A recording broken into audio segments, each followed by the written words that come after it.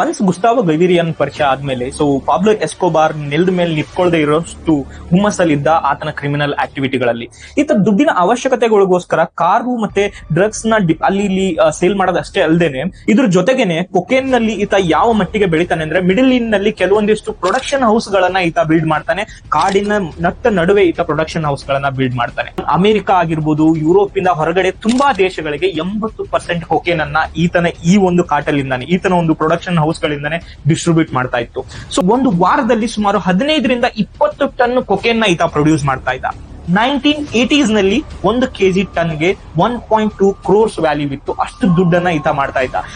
ಅಲ್ಲಿ ಅನ್ಲೋಡೆ ಆಗ್ತಿದ್ದು ಹೇಗೆ ಅಂದ್ರೆ ಜಸ್ಟ್ ಅವರು ಏರೋಪ್ಲೇನ್ ಇಂದ ಎಲ್ಲಾ ಬಾಕ್ಸ್ ಗಳನ್ನ ಥ್ರೋ ಮಾಡ್ತಾ ಇದ್ರು, ಒಂದು ಮಾರ್ಕ್ ಮಾಡ್ಕೊಂಡು ಅಮೆರಿಕಾನಲ್ಲಿ ಅದ್ನಲ್ಲಿ ಲ್ಯಾಂಡೇ ಮಾಡ್ತಾ ಇರ್ಲಿಲ್ಲ ಫ್ಲೈಟ್ ನ.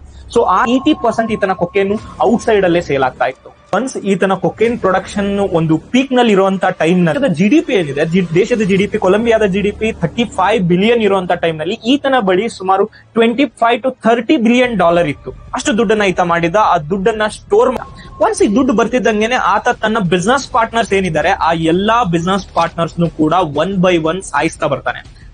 ತನ್ನ ಎಂಪೈರ್ ಏನಿರುತ್ತೆ ಒಂದು ಪೀಕ್ ಅಲ್ಲಿ ಇರುತ್ತೆ. ಜಗತ್ತಿನ 7ನೇ ಅತಿ ದೊಡ್ಡ ಶ್ರೀಮಂತ ಆಗಿದ್ದ. He wanted to be the president of the Colombia ಅಂತ ಹೇಳಿ. ಸೊ ಈತ ಆಗಿನ ಸರ್ಕಾರದಲ್ಲಿ, ಕೊಲಂಬಿಯಾದ ಕಾಂಗ್ರೆಸ್ ಸರ್ಕಾರದಲ್ಲಿ ಒಬ್ಬ ಮೆಂಬರ್ ಆಗೋದಷ್ಟೇ ಅಲ್ಲದೆ ಒಂದು ಎಲೆಕ್ಷನ್ ಕೂಡ ಗೆಲ್ತಾನೆ.